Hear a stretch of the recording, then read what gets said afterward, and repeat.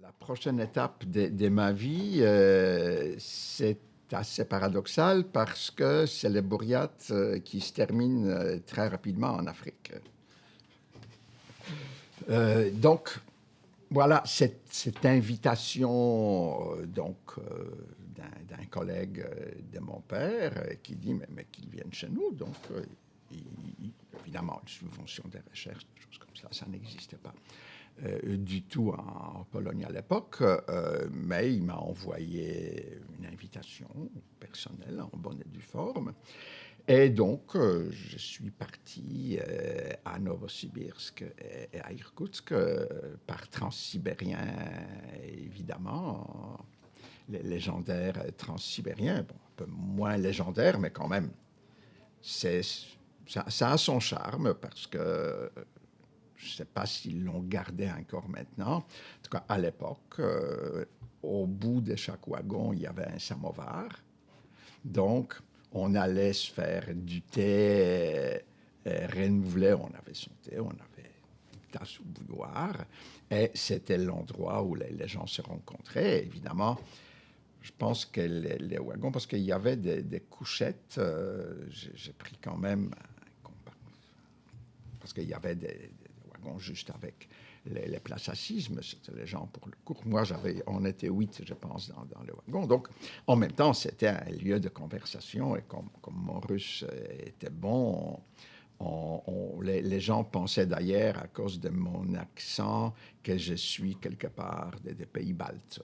Je ne sais pas trop pourquoi. Donc, j'ai passé en dehors des lieux où il fallait montrer une pièce d'identité. Je passais pour un soviétique, ce qui permettait évidemment, d'une certaine manière, d'entrer plus dans la société. Donc, vous arrivez d'abord à Novosibirsk, où je débarquais, parce que, ah oui, c'est ça, l'invitation n'était, c'est-à-dire j'avais deux invitations, et c'était mon erreur de le montrer. Une de Novosibirsk, qui est qui est de l'autre côté du lac Baïkal, et Irkoutsk. Donc, arrivé là, je suis resté quelques jours et je voulais continuer pour acheter, c'est-à-dire acheter, enfin pas le billet, mais la place, pour avoir une place, il fallait évidemment montrer la feuille de route, ce qu'on appelait Putiovka. Tous les soviétiques étaient soumis à ces régimes, on ne pouvait pas acheter le billet d'un moyen de communication publique en dehors du périmètre des villes, sans montrer qu'on était autorisé à voyager. Et donc, quand j'ai montré mon invitation pour Irkoutsk, ça a posé un énorme problème parce que, effectivement, pour la bureaucratie, on ne peut pas avoir deux invitations pour une personne pour deux endroits différents.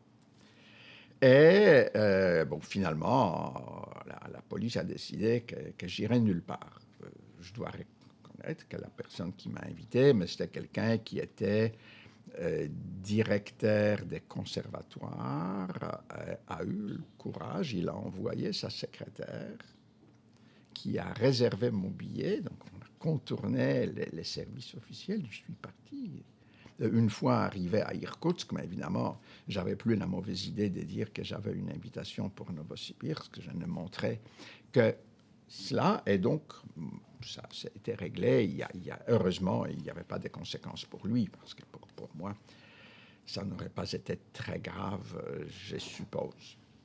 Et arrivé à Irkoutsk, j'ai bénéficié d'une certaine manière de la réputation des déportés polonais. Parce que, évidemment, dans cette région, il y a eu beaucoup de déportés de l'ensemble de l'Empire, mais surtout de la Pologne à cause des soulèvements successifs antitsaristes. Et donc, beaucoup d'intellectuels, enfin de la petite noblesse, qui étaient de plus en plus se recrutaient, les employés, les intellectuels, etc., parce qu'économiquement, la petite noblesse, c'était rien.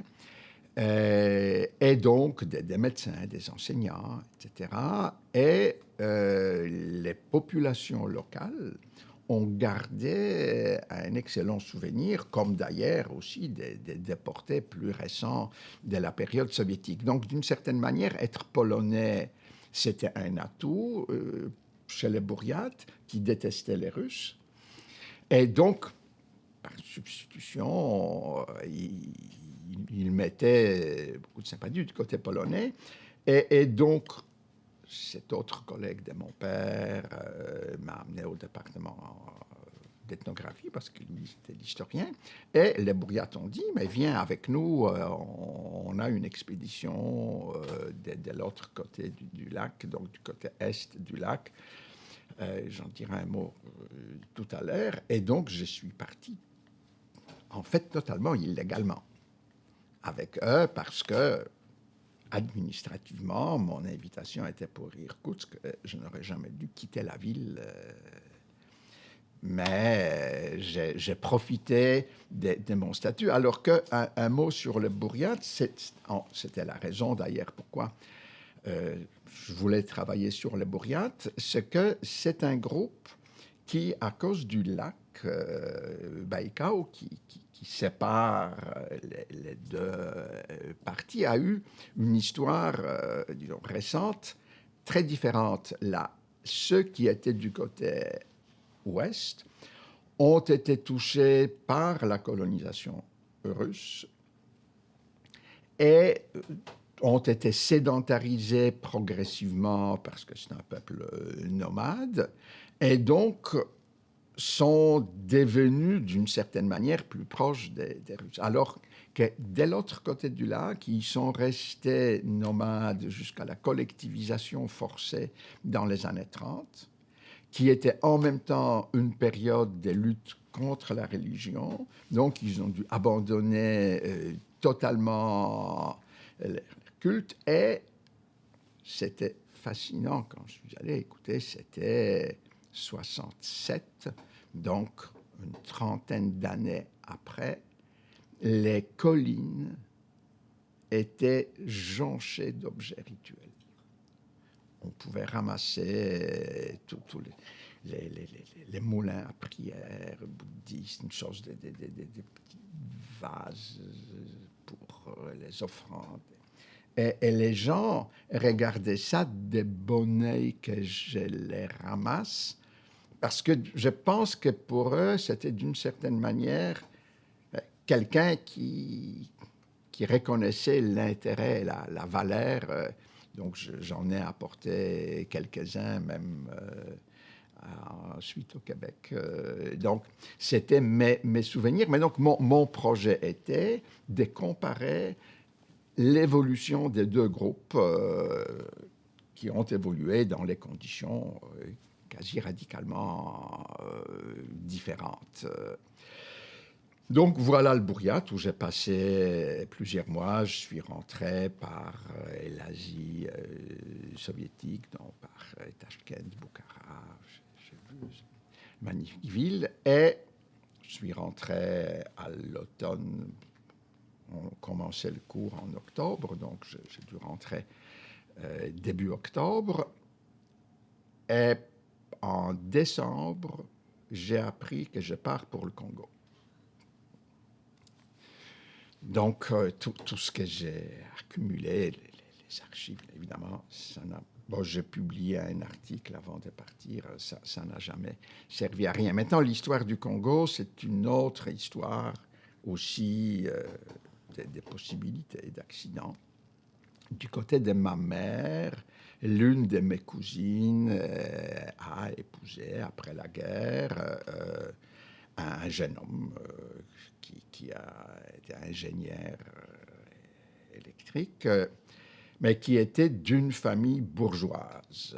Son père, avant la guerre, juste avant la guerre, était l'attaché militaire de la Pologne à Bucarest, ce qui était pendant toute la guerre, évidemment, un poste extrêmement névralgique, parce que tout le gouvernement, au début de la guerre, tout le gouvernement polonais, tout est sorti par Bucarest essentiellement. Et lui, les garçons, il faisait son bac en France. Et donc, pendant la guerre, il était en France, sauf qu'à la fin de son bac, il a eu la mauvaise idée de vouloir traverser la frontière espagnole pour s'engager dans l'armée polonaise. Évidemment, il s'est fait prendre par les Allemands, donc il a fait les camps, il a essayé de s'évader, il a survécu. Il a survécu, mais il a survécu avec une tuberculose galopante. Comme la tuberculose était extrêmement répandue à cette époque, donc il a rencontré ma cousine dans un hôpital pour tuberculeux.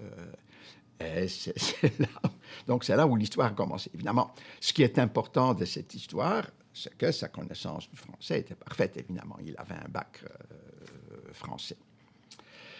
Son père est rentré parce que c'était vraiment le genre d'officier nationaliste qu'on ne produit plus maintenant. Carré, la nation, c'est la nation, peu importe les conditions, il faut rentrer, protéger la nation.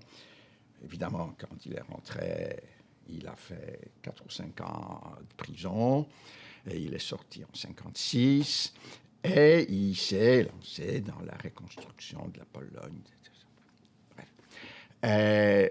Donc, son fils a fait des études, travaillé, et arrive 1960, l'indépendance du Congo, le désordre total, le connaissons tous, l'intervention des Nations Unies, les départs massifs des Belges en 1961, dans l'éducation, mais c'est le vide total, il n'y a pas d'enseignants. L'UNESCO engage la grande campagne d'envoi des enseignants. Les Haïtiens forment les gros du contingent parce que ça coïncide avec le durcissement du duvalierisme. Donc, beaucoup d'intellectuels haïtiens cherchent à partir. Et évidemment, les départs pour le Congo sous l'égide de l'UNESCO, c'est une occasion d'une certaine manière en or de partir d'Haïti, avoir un emploi. Et donc, il y a énormément d'Haïtiens qui, à cette époque, vont au Congo. Mais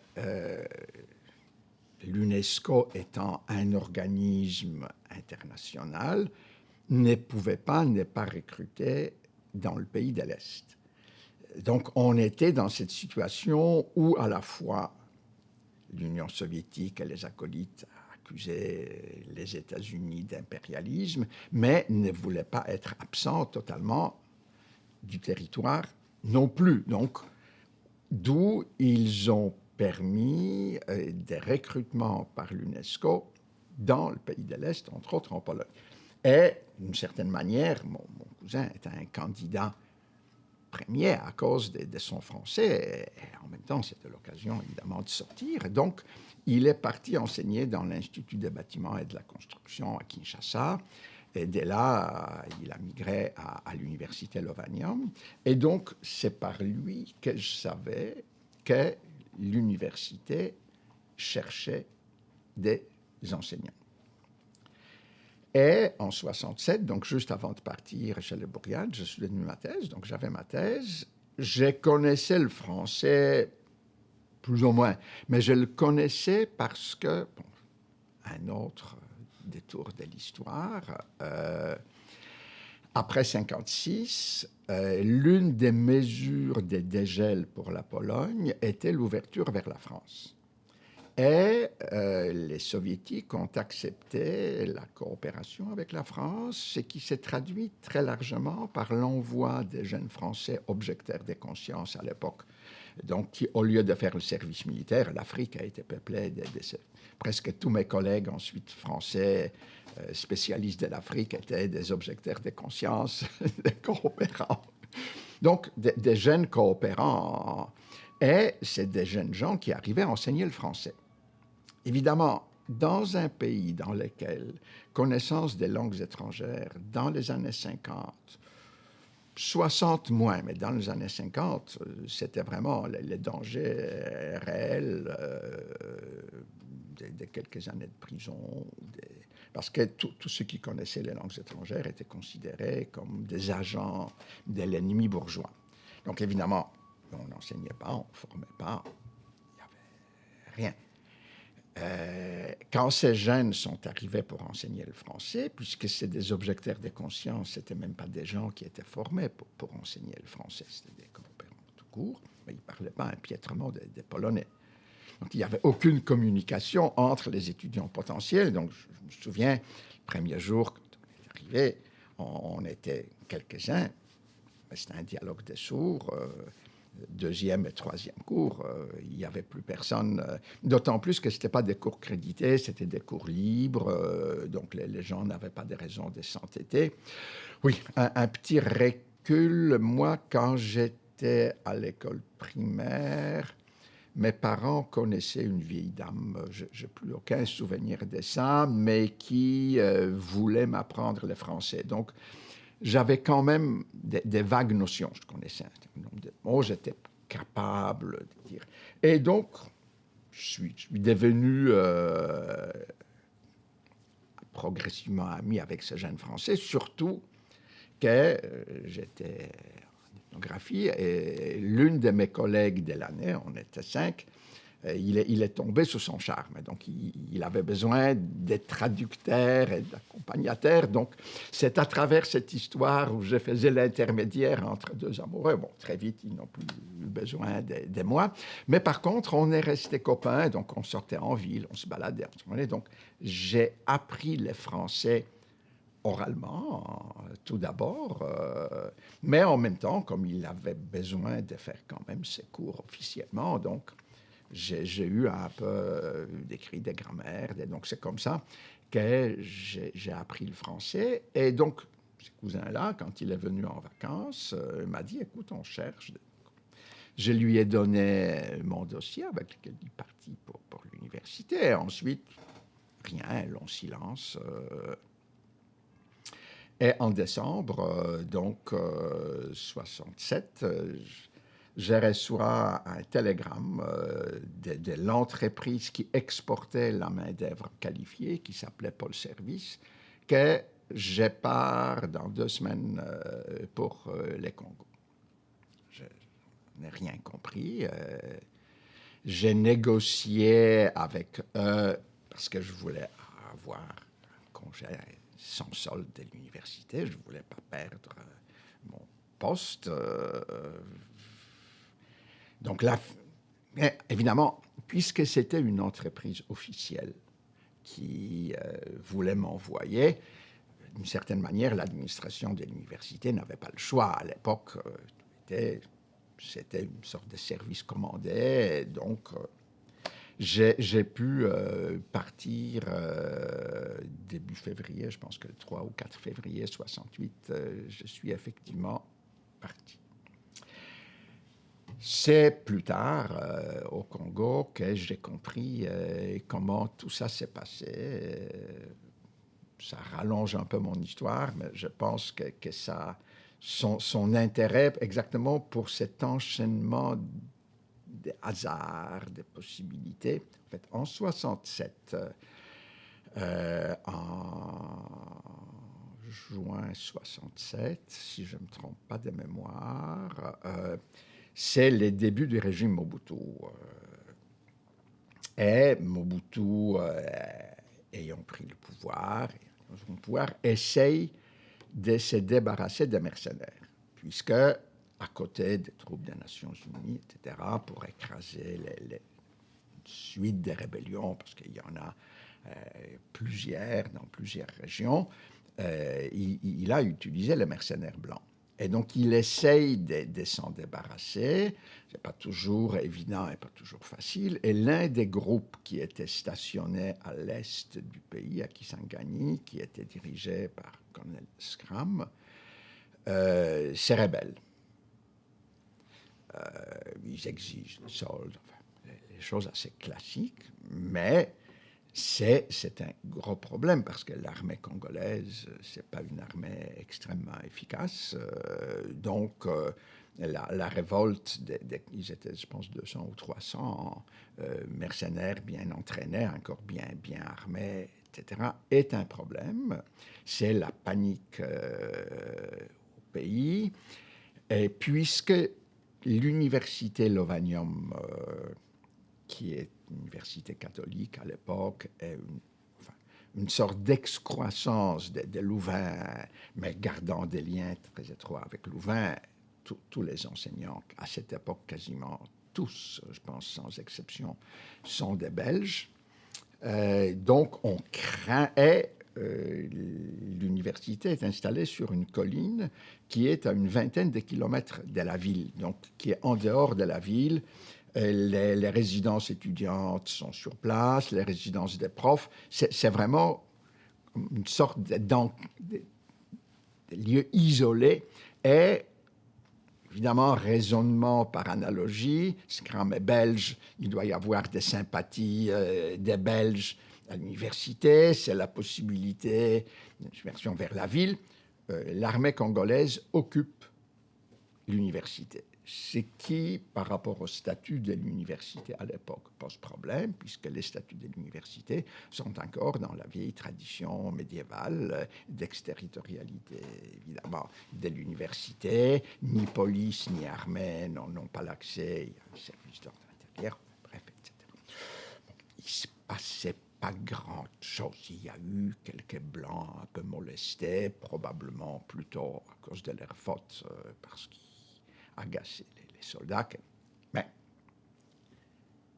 cet incident fait que les vacances arrivent, le mois de juillet, tout le personnel part en congé en Belgique, parce qu'à l'époque, ils avaient des vacances annuelles en Belgique, et le gouvernement belge refuse le retour des enseignants tant et aussi longtemps que Mobutu ne garantirait pas la protection, etc.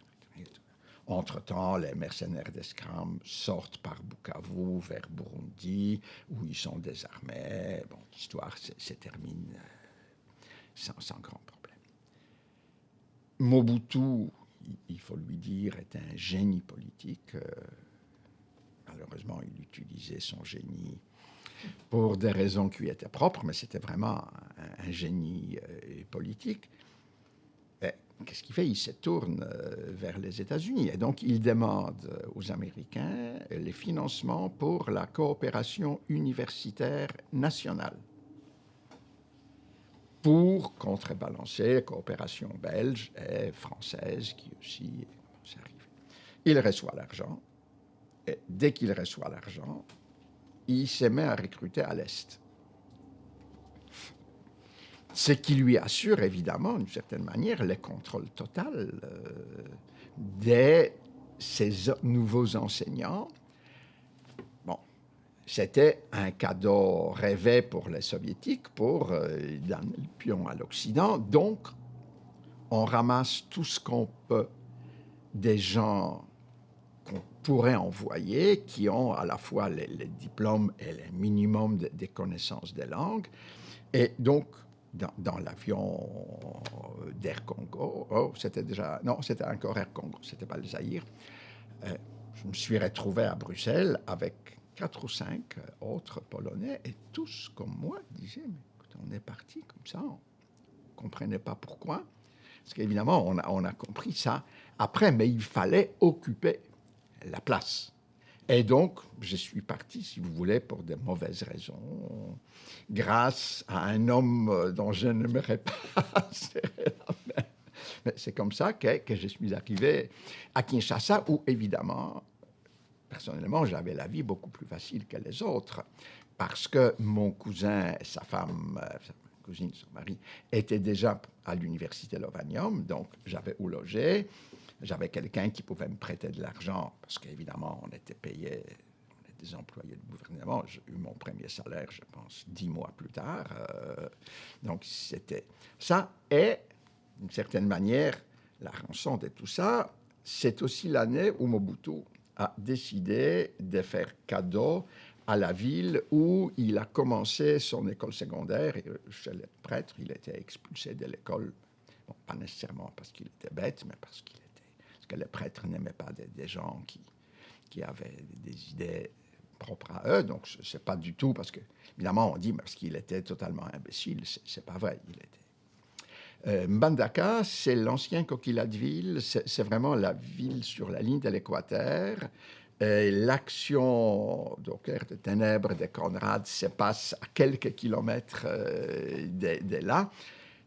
Et donc là, il crée un institut pédagogique supérieur. Il faut le peupler des gens. Donc, je reçois mon affectation à Mbandaka, à l'Institut supérieur pédagogique. C'est comme ça que j'ai fait 1 an et demi en enseignant évidemment uniquement l'histoire européenne, avec des manuels uniquement belges. Donc c'est aussi le paradoxe de tout ça. D'une part, parce que les programmes étaient calqués sur les programmes belges. D'autre part, parce que personne ne pensait, 68, pardon, personne ne pensait qu'on pouvait enseigner l'histoire de l'Afrique à des futurs enseignants du secondaire. C'est d'une certaine manière par l'entrée de l'histoire de l'Afrique dans les cursus universitaires que j'ai eu la mutation à l'Ovanium. Parce qu'en 69, on y crée une licence en histoire, l'histoire de l'Afrique et du Congo. Et c'est comme ça, il n'y avait pas de docteur en histoire des gens qui avaient de diplôme. Donc, on m'a muté là, et c'est là où j'ai commencé. C'est un des plus fantastiques souvenirs de ma vie professionnelle, aller aux archives le matin et enseigner dans l'après-midi l'histoire du pays à partir de ce que j'ai pu glaner. On était deux, en fait, qui travaillaient, un collègue belge, Jean-Luc Vellut, et moi, parce qu'un autre, c'était un médiéviste, et il y avait des gens qui n'avaient pas de doctorat, deux autres coopérants belges. C'est comme ça que je suis devenu progressivement spécialiste de l'histoire du Congo. En fait, quand j'étais en Mbandaka, j'ai eu aussi une chance inouïe, une autre. Juste à côté, à une quinzaine de kilomètres, un prêtre, un grand spécialiste d'ailleurs du Congo, le père Ulstart, qui était là, qui est mort d'ailleurs sur place, avait une très belle bibliothèque. Et donc j'allais chez lui travailler pour progressivement me familiariser avec l'ethnographie et l'histoire du pays.